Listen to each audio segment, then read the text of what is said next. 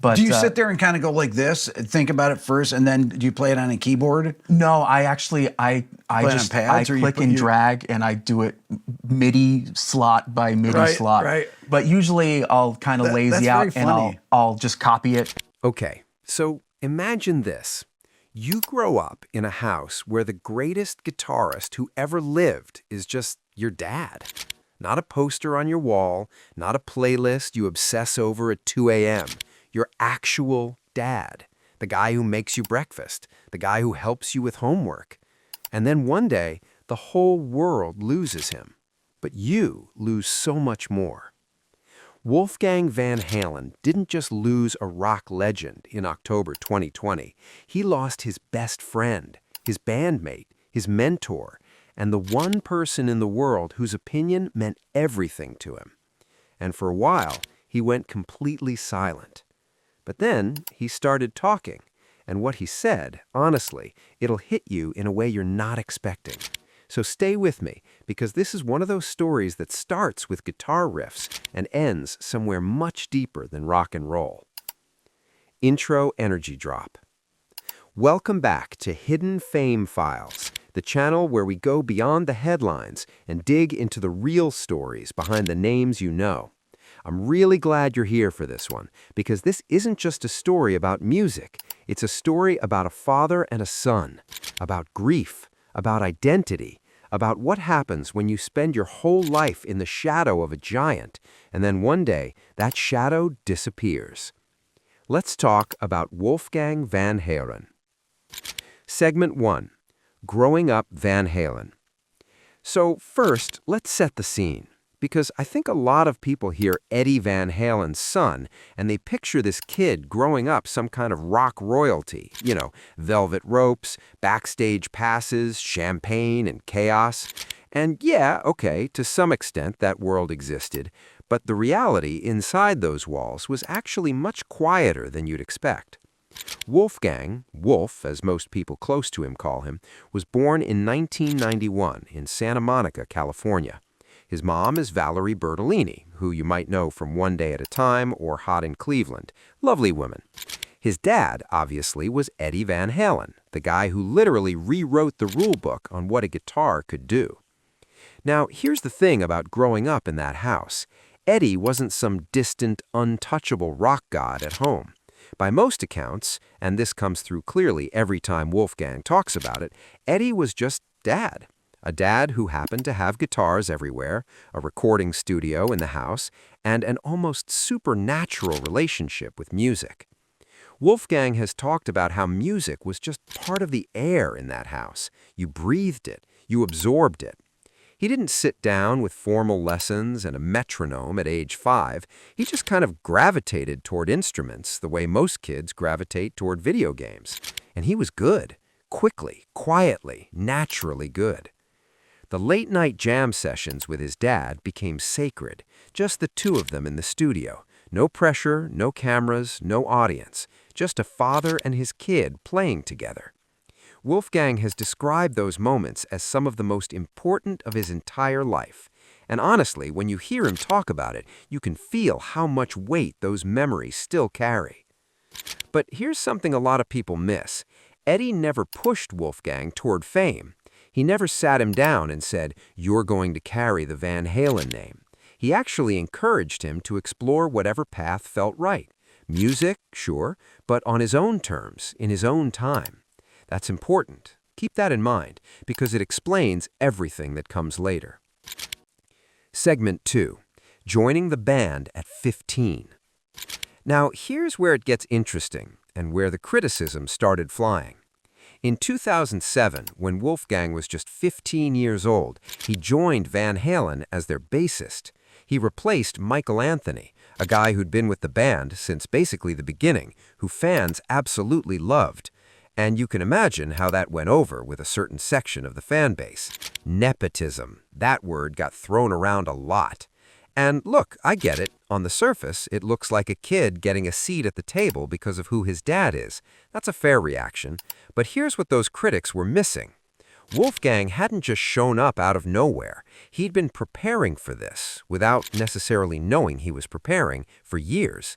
He knew Van Halen's music the way most kids know their favorite video game. He'd been absorbing it, playing it, living inside it his whole life. And when Eddie and Alex Van Halen, his dad and uncle, put him in the room and watched him play, what they saw wasn't a kid getting a handout. They saw a musician who genuinely belonged there. And here's the other thing.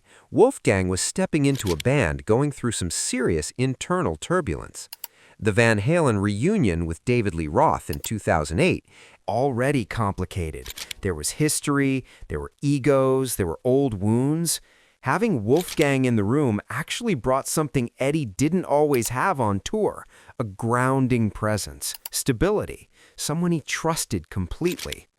Wolfgang himself has talked about this. He didn't walk in thinking he was better than anyone or that he'd already earned some kind of legendary status. He walked in humble, heads down, just trying to do the job well. And by most accounts, including from people in that touring world who had zero reason to be charitable, he absolutely did. So yeah, the nepotism crowd got loud, but the music didn't lie.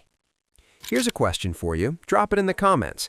Did you follow Van Halen during that 2008 reunion tour? What did you think of Wolfgang joining the band at the time? I'm genuinely curious, because I know our Hidden Fame Files community has some real music heads who were paying close attention back then. Okay, now we need to talk about something a little harder, because the full picture of Eddie Van Halen, the real picture, isn't all stadium lights and guitar solos. Eddie struggled a lot, and for a long time he struggled pretty publicly. His battles with alcohol and substance abuse were no secret. There were periods where the addiction was clearly winning, and for a kid growing up in that house, watching your dad, who you love more than anything, fighting demons that no amount of talent could fix, that leaves a mark. Wolfgang has been careful and respectful when he talks about this. He doesn't throw his father under the bus, he doesn't sensationalize it, but he also doesn't pretend it wasn't real, because pretending would feel like a betrayal of the truth, and Wolfgang is nothing if not honest. What he's described is something a lot of people with a parent who struggled with addiction will recognize. You love them completely. You see the brilliance and the warmth and everything they give you, and simultaneously, you watch them fight something you can't fix for them. You just have to love them through it. And then there was the cancer. Eddie had been battling throat cancer for years, quietly, largely away from the public eye. Wolfgang knew. He adjusted his whole life around it. Remember earlier when I mentioned that his debut album was essentially ready to go as early as 2018? He shelved it deliberately. He told Howard Stern about this, that he made a conscious decision to just be present, to spend time with his dad rather than go launch a solo career. Most 26, 27-year-olds would not make that call. Wolfgang did. That's who this guy is. And here's something that just wrecks me every time I think about it. Wolfgang wrote the song Distance years before his dad passed. He started writing it as a way of emotionally preparing himself for a loss he could see coming. He played it for Eddie, and Eddie cried when he heard it. Wolfgang has said it was one of the most special moments he'll never forget. Think about that. A son writing a goodbye song for his father while his father is still alive, and having the courage to play it for him. And the father, this titan, this guitar god, sitting there with tears in his eyes, hearing his son's love for him expressed in music. That's not a rock story. That's a human story. You know what? I just want to pause here for a second, because if you're still watching this far in, you clearly care about real stories, not just surface-level celebrity stuff, and that is exactly why this channel exists. If you're getting something out of this, do me a solid. Hit that like button. It genuinely helps Hidden Fame Files reach more people who actually want content like this. And if you haven't subscribed yet, what are you waiting for? We do this kind of deep dive storytelling regularly, and I'd love to have you around for the next one. Okay, back to Wolfgang. Let's talk about the family dynamics for a minute, because they're actually really important to understanding Wolfgang's story. Eddie and Valerie Bertinelli got married in 1981, two huge personalities, both at kind of wild peaks in their respective worlds. It was a passionate, complicated marriage. They divorced in 2007 after 26 years, and by all public accounts, it wasn't a clean break. There was real pain involved on both sides. But here's the thing that's actually kind of beautiful. They never let it destroy their co-parenting. Wolfgang has spoken warmly about both of his parents. Valerie, in her own very public way, has talked about how much she still loved Eddie even after everything. She was there, close by when he passed. There's something quietly profound about that. Eddie eventually married Janie Liszewski in 2009, and Wolfgang has credited Janie with being an important stabilizing force in his dad's later years, someone who genuinely cared about Eddie's well-being and helped him navigate some of the harder periods toward the end. What this tells you about Wolfgang is something worth noting. He could have easily come out of this family situation bitter or with some kind of chip on his shoulder about the complexity of his parents' relationship. Instead, he seems to have genuinely absorbed the lesson that love doesn't always look the way you expect it to, and that people are complicated, and that's okay. And speaking of love, Wolfgang got married in October 2023 to Andrea Alsop, his longtime girlfriend, and he's talked with obvious emotion about how bittersweet that day was, because his dad never got to be there for it. He said it publicly. His dad never got to see him get married, never got to see what Mammoth became, never got to see the grandkids that Wolfgang hopes to have someday. And those missing moments, he said, will always carry a tinge of sadness, no matter how much joy surrounds them. Man, that one hits different when you're in that age range where you start thinking about the people you've lost, or the people you hope will still be there for the big moments. You know what I mean? Real quick, if you're watching this on YouTube and you see that hype button, go ahead and tap it. That's YouTube's newer feature where you can basically show the algorithm, hey, more of this, please.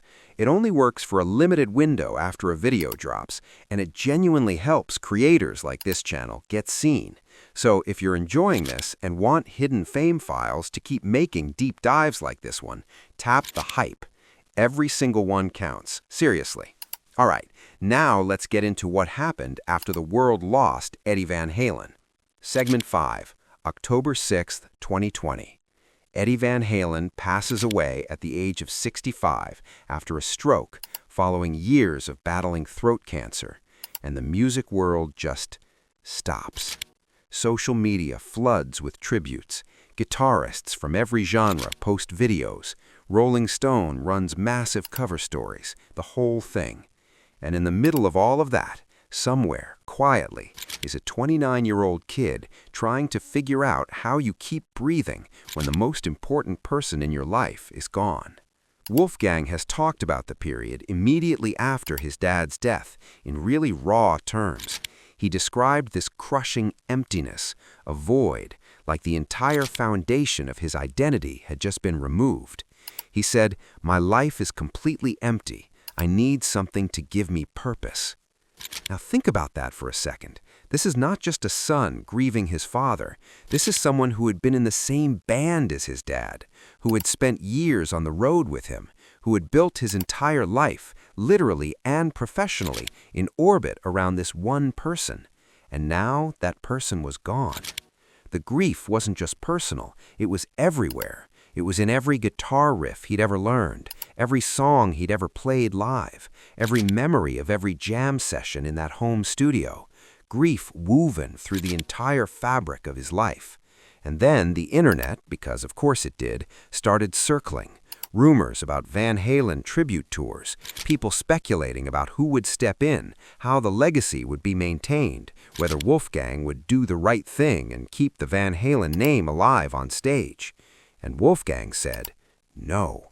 This is the part of the story I find genuinely fascinating, because the easy move, the commercially obvious move, would have been to tour as Van Halen, get a singer, get the catalog, fill arenas. People would have shown up. The money would have been substantial. Wolfgang said no to all of it. He wasn't interested in being a tribute act for his own father. He wasn't interested in keeping a brand alive just because it was expected of him. He'd spent years, since at least 2015, maybe earlier, quietly building something of his own. And in the crushing wake of his father's death, he made a decision that I think says everything about his character. He was going to honor his dad by becoming fully, completely himself. Now let's talk about Mammoth WVH, because this is where Wolfgang's story shifts from grief to something much more powerful. The band name itself is layered with meaning. Did you know that before they were Van Halen, Eddie and Alex Van Halen's band was called Mammoth? So when Wolfgang named his project Mammoth WVH, he wasn't just picking a cool name. He was connecting himself to the very roots of his family's musical history, while simultaneously putting his own initials on it. That's not accident. That's intentional, symbolic, deeply personal. And then came Distance. Distance dropped on November 16, 2020, just 6 weeks after Eddie passed away, and the response was unlike almost anything I can remember from that era of rock music. The music video used home footage, actual personal home videos from Wolfgang's life with his dad, not polished promotional stuff, real footage, private moments made public as an act of love and tribute. And fans lost it in the best way. The song debuted at #1 on Billboard's mainstream rock airplay chart. And then his follow-up single, Don't Back Down, also hit #1, making Mammoth WVH the first act to send its first 2 songs to the top of that chart since 2019.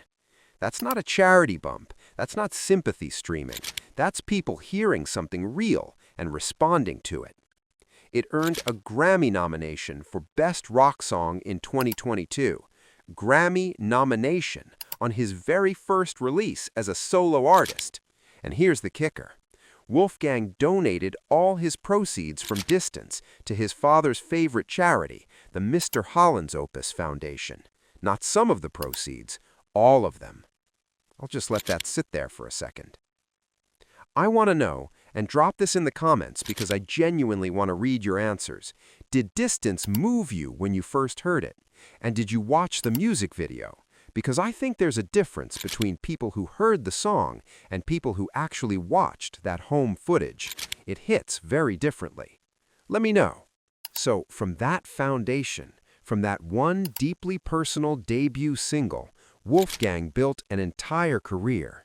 The debut album, Mammoth WVH, came out in June 2021. And what's remarkable about it is that Wolfgang played every single instrument on the record himself.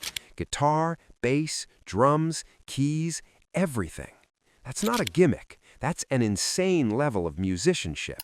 And it's also a statement.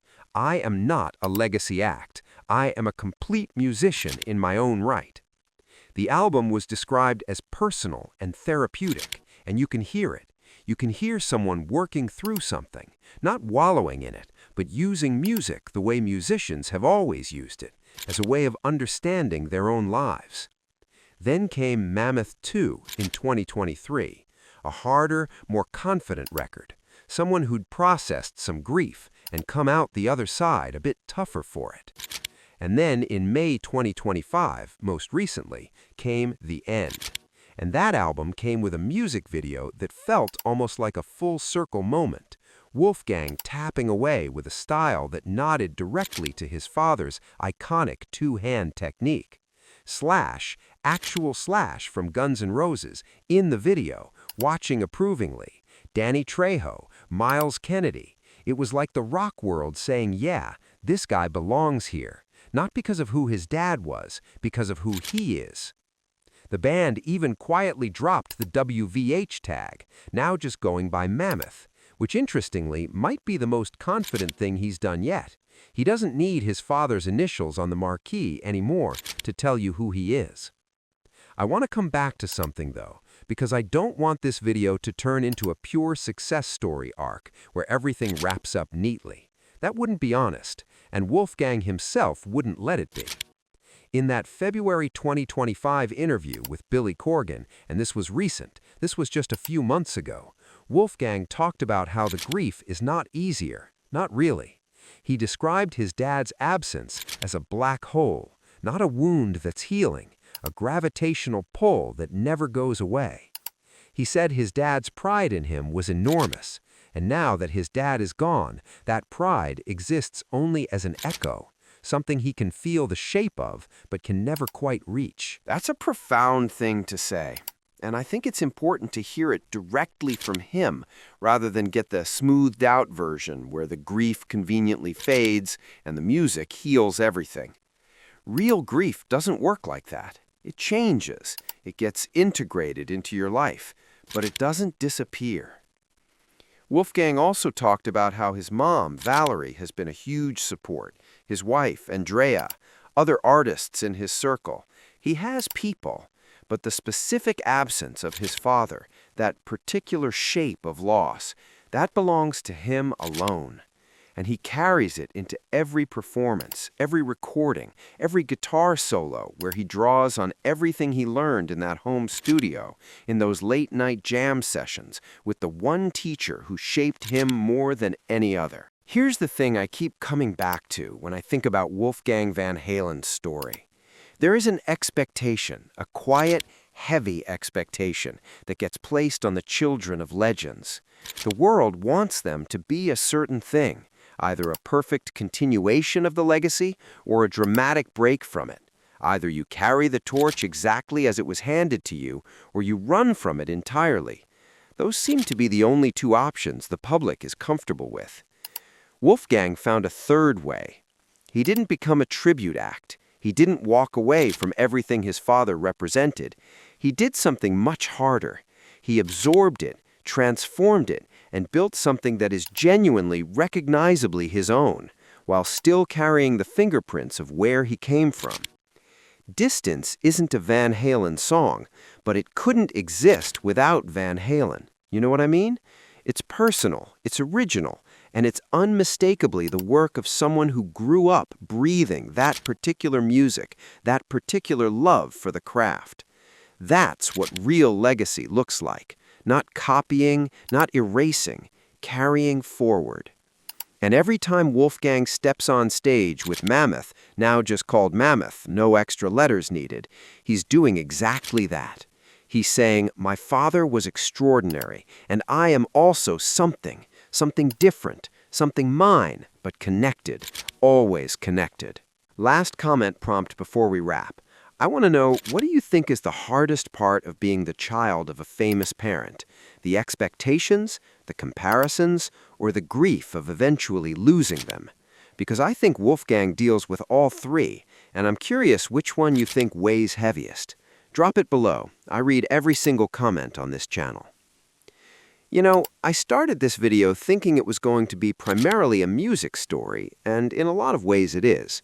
But what strikes me most sitting here after going through all of this is that Wolfgang Van Halen's story is really a story about love.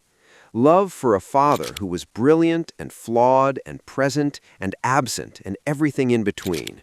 Love expressed in a song written before the loss, played for the person it was written about while he was still alive. Love channeled through an album built in silence and grief and purpose. Love that shows up in every performance, every interview, every time Wolfgang sits down and just plays. Eddie Van Halen changed the guitar forever. That's his legacy to the world. But to Wolfgang, his legacy is something quieter and more personal. It's late nights in a home studio. It's a father crying when he heard a song his son wrote for him. It's the shape of an absence that will never quite be filled. And maybe that's the most human story you can tell about any legend, really. Not the albums, not the tours, not the accolades. The love that existed behind all of it, between the people who actually knew him. That's Wolfgang's story. And honestly, I think he's just getting started. Thank you so much for watching. This was one of those videos that really meant something to put together. Hidden Fame Files is all about going deeper than the surface, and you being here for these stories is the whole reason we do this. If this video hit home for you, like it, share it, drop a comment. Tell me what stayed with you. And if you're new here and this is the first video of ours you've seen, welcome. Hit subscribe. We've got a lot more stories like this one waiting for you. Until next time, take care of the people you love. You already know why.